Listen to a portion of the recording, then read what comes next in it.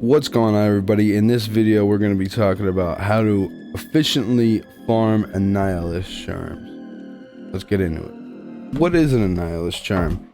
Well, an Annihilus charm, also known as an Annie, is a small charm dropped from Diablo clone.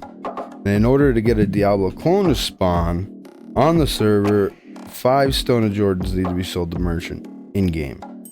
Now, I don't recommend at all you selling your Stone of Jordans for declone.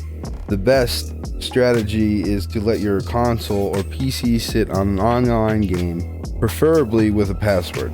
Do this when you're not planning on playing. Sitting AFK in a game will up the chances of this event happening for you. Be sure to be on a character capable of killing Diablo clone. He also heals, so having prevent monster heal could be useful. If you don't have a character capable of killing him, an Obedience Act 2 mercenary with Tal's Mask and Treachery should be enough to soul him with a few potions.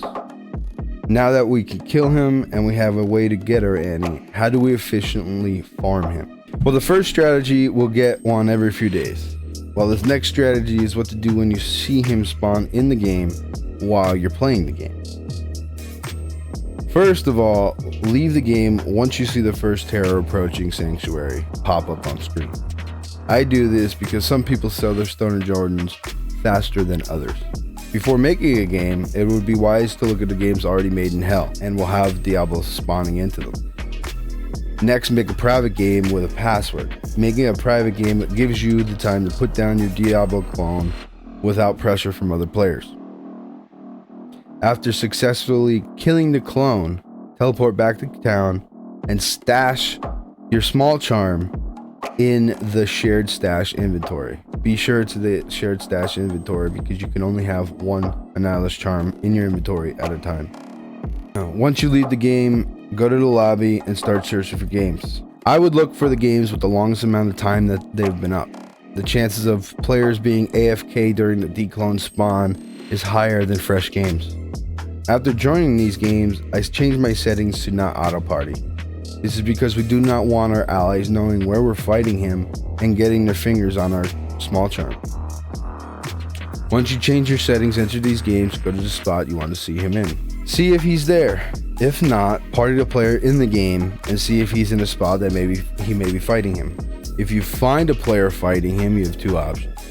You can either hostile him and fight them both, or you can party them and try to pick up the charm before they do. Note, you can only have one small charm at a time, so make sure the other one is in your shared stash. Both have their upsides and downsides. Fighting a smiter can end badly if you get too close, depending on your character. But you can also combat smiters and other declone killers if you know what you're up against. With this method, I have been getting 2 charms per Diablo clone spawn. I also died fighting for 2 charms as well, so I potentially could have averaged about 3 per spawn. This is with my Hammerden. If I had a dedicated Diablo clone killer, I bet this could go way higher. Which I'm working on, and if you would like to see that video, please give this one a thumbs up. The best builds to do this is anything you can kill Diablo clone quickly and efficiently. One example is a martial arts assassin.